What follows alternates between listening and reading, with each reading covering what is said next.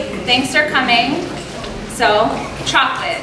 Who here doesn't love chocolate? Even just the thought of chocolate is making most of you smile right now. Isn't it the best? Now, think of change. Think of the challenges you face as civil servants every day. You are faced with a constantly changing work environment as the government tackles new challenges and by necessity imposes swiftly changing priorities on you to best serve the public. Can this frenzied activity associated with change really be better than chocolate? As president of the Lean Consulting Group, Michael Baer leads a highly trained group of consultants skilled at implementing sustainable lean practices. He has an MBA and is certified Lean Black Belt for healthcare. His 12-year background as a senior telecommunications manager in government, coupled with 18 years in the forefront of initiatives in quality management at hospitals and healthcare organizations in the United States and Canada, have solidified his reputation as a change expert. Because of his wife, he is also an expert on chocolate. He will help us understand why change is better than chocolate and how to enjoy both. Please help me welcome Michael.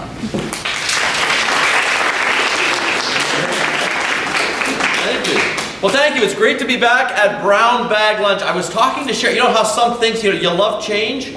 Sharon told me today that this was the 15th time that I've appeared over the years. Just out of curiosity, how many have heard me before? Well, that's good. You came back. I knew the chocolate would work. I knew the chocolate would work. So what's with chocolate? What's the deal about chocolate? And how long has chocolate been around? Well, I did some research, and do you know that chocolate was first discovered in what the archaeologists call Mesoamerica? And Mesoamerica is that southern part of North America, including Mexico, Central America, and the northern part of South America.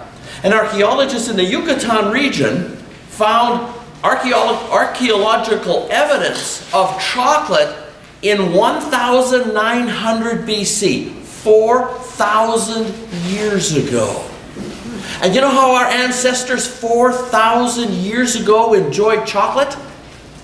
They made adult beverages out of it. They called it a fermented drink. But has chocolate really changed that much? I guess somewhere between then and what we would call a much more modern era, they made it a kiddie drink, i.e. hot chocolate. But chocolate really started, it was interesting as well, the Aztecs believed that the cocoa seed from which chocolate comes from were gifts from, and I got a Quetzalcoatl, who was their god of wisdom. So they felt chocolate made you smarter. So all of you are saying, wow, maybe I should eat more. Maybe I should give some to my boss. Maybe I should give some to my husband. Yeah. But more recently, chocolate has had an interesting history. In 1847, Joseph Fry managed to figure out a way to make moldable chocolate, and Fry invented the first chocolate bar. A few years later, in 1868, Cadbury started to sell boxed chocolates. 1878, Lindt. What could you say about Lindt? Right? And of course, in 1875, Daniel Peters invented milk chocolate. And the granddaddy of all, about 1894, Hershey started their company and created the chocolate that we all know as the Hershey Kiss. So at the risk of, being more of a Donald Trump than a Michael Baer, I got a kiss for all of you. It was on your chair. I hope you enjoyed eating it. I don't want to give anybody watching this tape a misconception.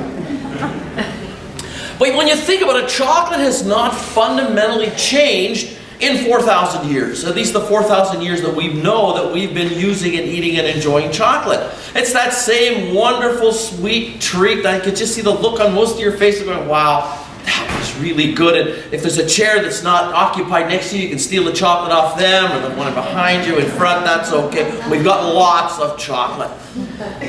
It hasn't changed. You're probably wondering, well, if chocolate hasn't changed, then how can you possibly imagine that change is better than chocolate if chocolate hasn't changed? And it is just so good. Because many of you are probably thinking, I hate change. How many of you, just as a show of hands, how many of you dislike change? How many of you are resistant to change? A lot of hands are going up. Some people aren't. I'm not filming you. You can put your hand up. I'm going to take a pause and show, look, Heather does, oops, I'm sorry, Heather, you know who, doesn't like to. But I would challenge you to say that there is not one person in this room that is resistant to change. Not one single person in this room is resistant to change. Now you're looking at me as if I had just consumed some of that fermented chocolate beverage. Let me see if I can prove it to you. Let's take a trip down memory lane. I don't often get to bring a lot of props because I travel a lot, props weigh a lot. But let's see, I really do, and remember, I do not believe people are resistant to change. I believe people are resistant to being changed. There's a subtle but really important difference. You see, when we see change as positive, when we see the benefits of change, when we see what change can do for us personally, we're happy to accept change. Let me again, the trip down memory lane. Remember the flip phone, cell phone? It was right out of Star Trek, and I think that's probably why they invented it. Scotty, 3 to beam up. Great stuff. Camcorders. This was a compact camcorder when I bought it. It weighs like 49 pounds. The guy said, it's not bad. You don't have to put this one on your shoulder. But I remember buying this saying, wow, that's like a quarter of the size of the old one. What else have we got here? Oh, here's a beauty.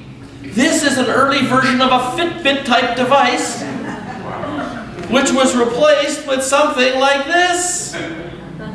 So, is there an advantage of not having this and having this?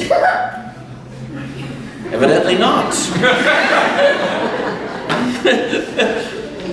I just gotta go on a diet. Anyway, the way we listen to music, the way we take pictures has changed. I remember my mother being very proud of this.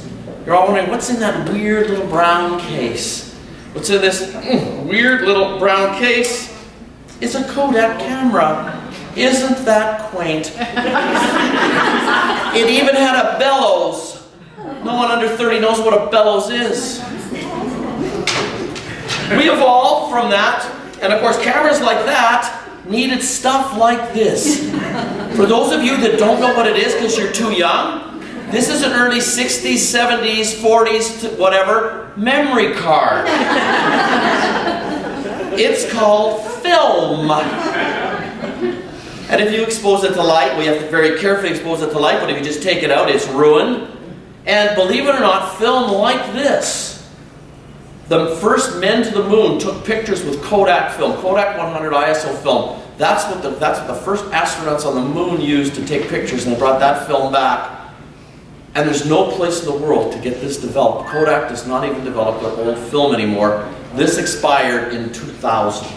Sad. That was replaced by this. There is still 3 or 4 pictures on here, which makes it totally useless because nobody can develop the film. But a disposable camera wasn't that fabulous. We listened to music in different ways those days. I wanted to bring in a long playing album, but that was just too big. But who remembers listening to music on these? Right? There's a few of you and you're all kind of chuckling. This graduated to that.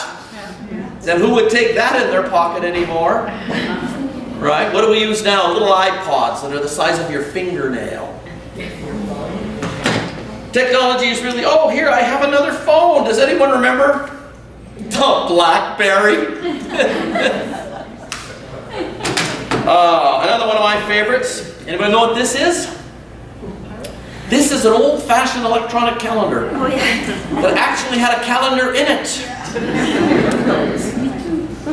That gave way to something that looks like this, which is a plie, which was the Sony electronic version of a calendar and a scheduler. There was also many versions of what was known as the Palm Pilot.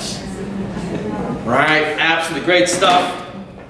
And of course, we all needed calculators. This calculator is really cool because when you open it up, the thing flips up and it actually lifts itself up. Doesn't that look cool? But this was a lot of junk to haul around and a lot of junk to play with. What's this been replaced with? An iPhone. Every single piece of technology on this table has been reproduced in this small device, which I'm sure most of you have, or one like it, that does absolutely everything this stuff does and fits in your pocket or your purse and weighs virtually nothing. It takes better pictures, better videos, keeps better track, and it's that big. How many of you own phones like this? Look at the hands all go up. How many still have a pile of junk like this that this replaced at home? An equal number of hands has just gone up. Thank gosh I'm not the only one. So what's my point? My point is that you don't dislike change. You're not resistant to change, but you're resistant to being changed. And when you can see value in that change and what that change can do for you, you're willing to move ahead. So if you've replaced all of this stuff with that phone that's ubiquitously in your pocket, so you're not resistant to change. You're resistant to being changed. Another little trip down memory lane. I had to write this stuff down. I thought, let's go back to 1996, 20 years ago. What was happening 20 years ago? We can have a chuckle about this. Computer monitors, and is there a person who doesn't have a computer at work or at home, if it's on a computer, a tablet, or whatever?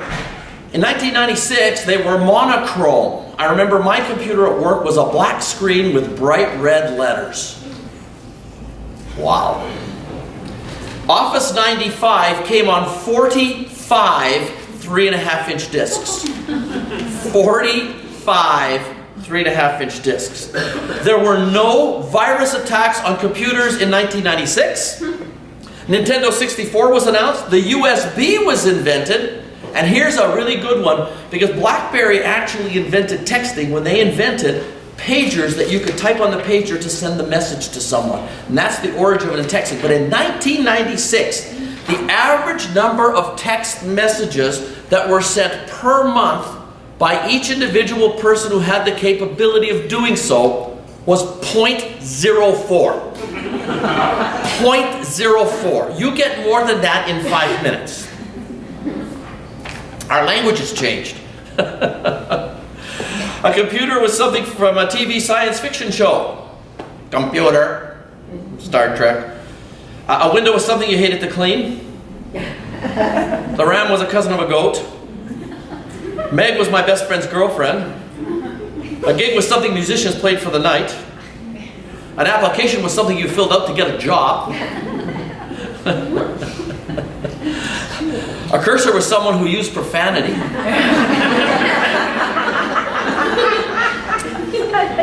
Keyboards were found on pianos. Yeah. A CD was a type of bank account that made you more interest. If you unzipped anything in public, you were probably arrested.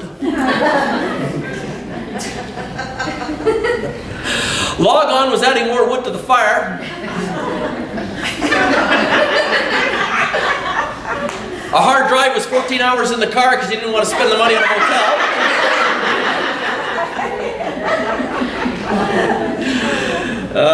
Yeah.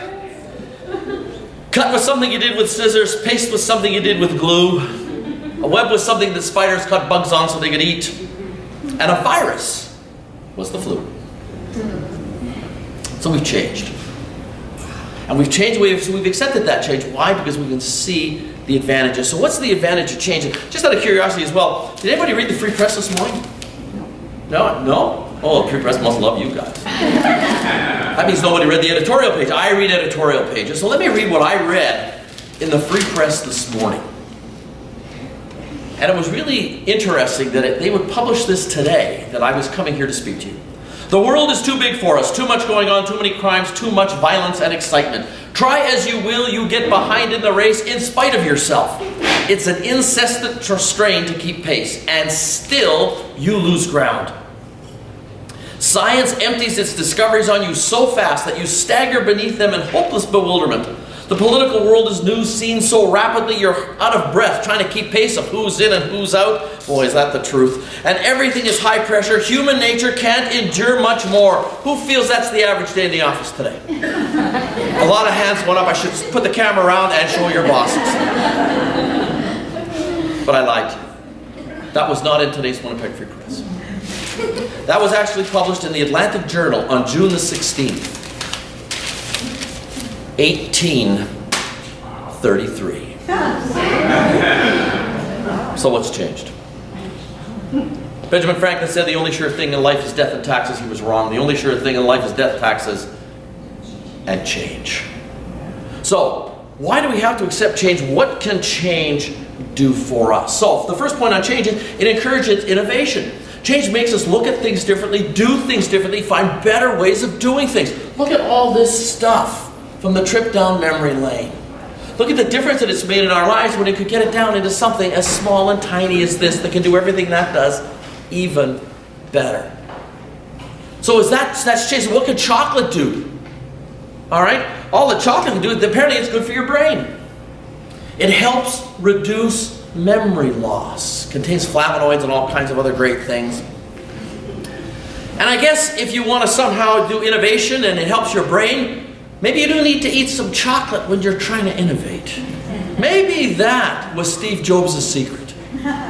Maybe he was that secret chocoholic. The number two on change is that there's a big misconception that change is negative. Because the first thing that we hear when somebody says to us, oh, you know what? There's going to be big changes around this place. Well, what does that mean?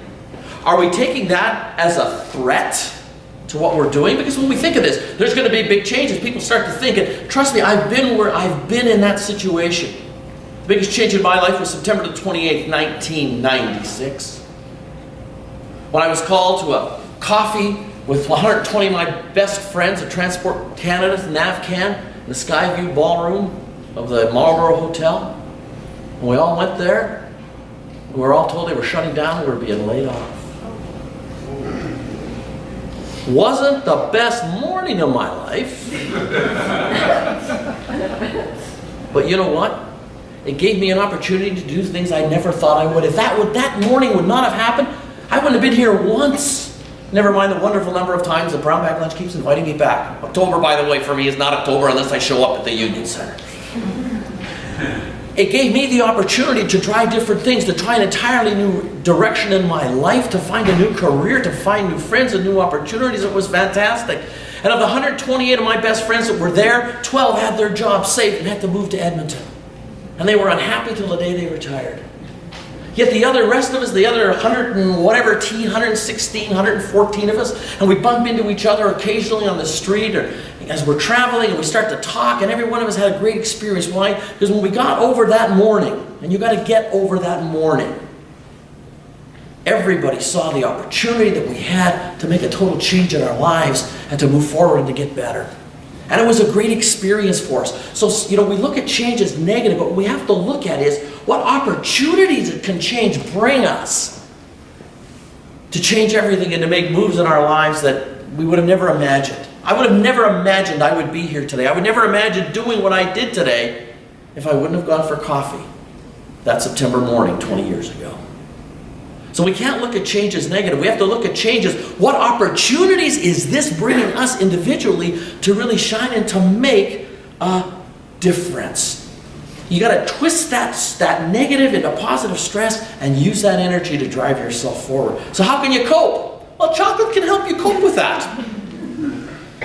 Because chocolate helps, believe it or not, chocolate, and studies have shown this, chocolate has helped you to balance that imbalance in your brain when you're under stress. And this is a true story. When I worked at Transport Canada, we had a clerk, I'm not going to tell you her name, but she, of course, was a chocoholic, as we all are. And in particularly stressful filing cabinets, if any of you still have filing cabinets, for those who are young, because you're all on computers and there's files and drives, metal cabinets with drawers where papers were filed before we had computer stuff. There would be chocolate in strategic, stressful files. I'm serious. There would be chocolate in different drawers, little bowls here, little bowls there, and the idea was when you needed it, you grabbed it and you ran, right? But chocolate can help you cope with some of that stress. But once you get into that, once you turn it around, it makes a huge difference. A third thing that stress is great for, it helps break up routine. Like how many of you, if you're doing the same thing over again and over again and over again, it gets boring, right? It's the same stuff. You feel like a robot. Take that, right? So what happens with change is it breaks up routines. It makes you start to think, what can we do differently? How can we change this to make this thing better?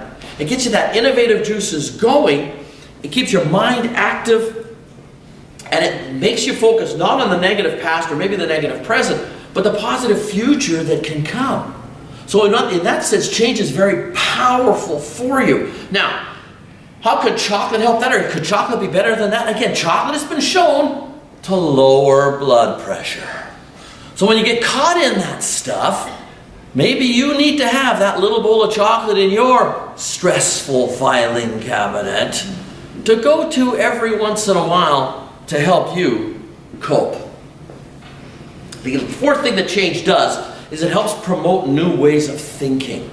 You gotta start to think outside of the box. How can we do things better? How can we do things differently? Does it make a difference? One organization was a hospital in the States, and I'm going to use the example from one that I've worked with them. And we put in a huge change initiative. We worked with them. We got everybody engaged. It was really cool. And they were wandering around, and they decided to do what they call Gemba walks. And Gemba walks is just going and watching people work. And you have to have an organization that's really ready for change and prepared for change, because that can be intimidating. But what they did is they followed a phlebotomist. Now, if you don't know what a phlebotomist does, phlebotomists are the ones who suck your blood. Draw your blood. Now, not the greatest job to have in a hospital, but they were following the phlebotomists around, and they noticed the phlebotomists were using a little butterfly-shaped bandage after they took the needle out to stop the bleeding. And they asked the phlebotomist, do you have to do it that way, or can you use a different type of bandage? Is there a reason you're using the butterfly-shaped bandage? And they said, well, that's what we got in our training. I said, oh, could you try this other bandage to work? And they said, yeah, we can do that, but occasionally we'll have to use that. They said, whatever, try what you can. They said, okay. So they started to use a slightly different bandage. Now you have to remember, this is a butterfly bandage. It's about the size maybe of your thumb. All right, the butterfly would fit on your thumb. This is a hospital, very small, 25-bed hospital, very tiny little hospital in a tiny little town in Illinois. Because someone got innovative, someone got outside the box thinking, a new way of thinking, of doing things. Are you ready? $12,000 in bandage saving the first year for using a different bandage. That's what innovative thinking could do. It had made no effect on anything else, except $12,000 onto the bottom line. And I've got stories like that. It's just crazy. So it can really, really help you. So how could chocolate possibly be better than that? Well, all that chocolate does is improve your moods. It contains phenylethylamine, which is a compound that works on your brain, a little bit like heroin maybe, to change your way of thinking, to elevate your mood, and again, maybe to help you stimulate that positive thinking and that positive change that you have to do to look at your jobs and to do them a little better and to do them a little differently. But here's the thing about change, and this is for the managers in the room. We have to ask ourselves, when we're trying to introduce a change, are we getting the organization ready for it? Maybe you've got to get your staff together and get a couple of bags of Hershey Kisses. Maybe you need to talk about the kind of change that's coming in that we're expected to do, the kind of change that we have to implement. And instead of saying, look, these changes aren't going to happen, to say, we've been asked to make these changes. How can we implement this here in our department? What's each of our individual roles in this? This is how it can make it better for us. And when we prepare ourselves and our organizations for change, everybody embraces that and realizes that now the resistance to being changed, to do things in a different way, is accepted, and people start to say, yeah, I get this. And all of a sudden change becomes easier because everyone is involved in change. The reason we get resistant to being changed is when it's imposed on us and we're not involved in either negotiations or the implementation of the change. So that's my advice to managers. Engage people in change. It's good for us. It makes us better. It makes the organization better. It's a better service to the public, better service to ourselves. You get people involved, employee satisfaction goes up. When employee satisfaction goes up, guess what happens to customer satisfaction? It's been shown in surveys, employee satisfaction, a 1% increase, 2% increase in customer satisfaction. So it makes sense to engage everyone. So in closing, is change better than chocolate? I think so. I know some of you are still not convinced. But many years ago, my wife and daughters taught me, they said, Dad, this is why chocolate is so important. This is what you need to realize that you sometimes don't get. Chocolate comes from beans. Beans contain protein. Therefore, chocolate is protein. The Canada Food Guide says that the average Canadian adult needs 50 grams of protein a day. Have you got your protein today? We got Hershey Kisses on your way out, so if you want to enjoy some more of those, we're more than welcome to have it. And the challenge I have to you is when we go here and leave here, don't be afraid of change. Embrace change. Find out how you can be part of the change. Find out what you could do to contribute to that change. Find out as managers, talk to your folks on why this is a benefit to them, how it's going to make their job easier ultimately, because there's always those things as change, as that change process goes on, is difficult. But once we've got everyone on the same page, you'd be amazed how easy it is. And if you want to make change go even a little easier, don't forget a liberal dose of chocolate. Thank you.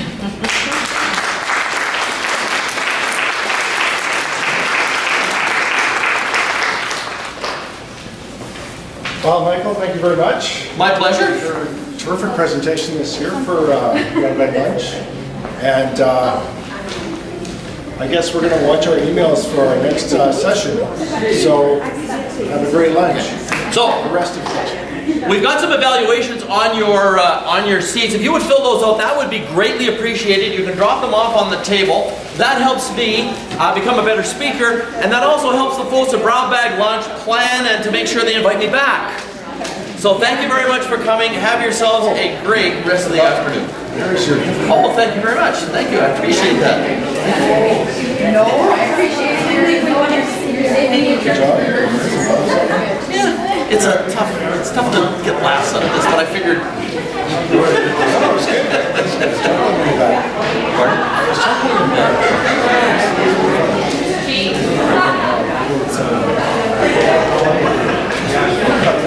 Chocolate beer, man. There's some things you can't improve on chocolate. Oh, I forgot to do the penny bit. You're actually a little bit ahead. Yeah, we're looking.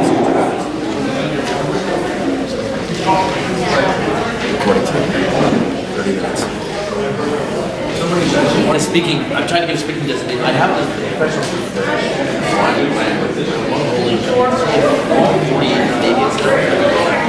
There's not a lot in the world. There's only about 20,000 registered professional speakers. There's 300,000 people in Toastmasters. There's only 62 registered professional speakers. Yeah, it's very, all you need is video clips that are between 15 and 40. That's part of it. Oh, so So that's why I had to be careful. And I said to them, I said, it's stupid. No one wants you to talk for half an hour.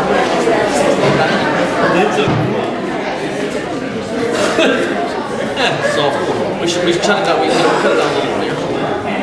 But a good friend of mine, I'm recommending as bring it as a speaker. that's great. Guys. Yeah. Well, you know what?